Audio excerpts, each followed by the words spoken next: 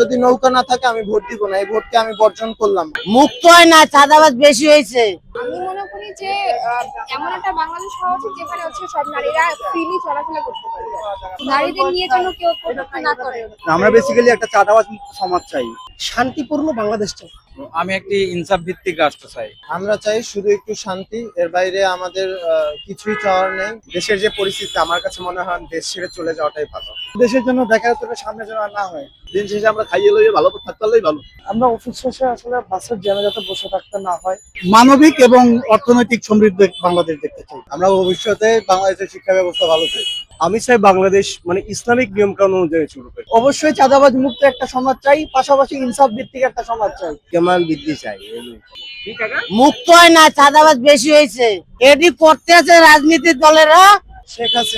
শেখ হাসিনা জয় বাংলা। যদি নৌকা না থাকে আমি ভোট দিব না, এই ভোটকে আমি বর্জন করলাম। আপাতত 12ই ফেব্রুয়ারি উপলক্ষে আমি আমার ভোট এবং আমি আমার পরিবারকে বলেছি তারা যেন ভোট কেন্দ্রে না যায়।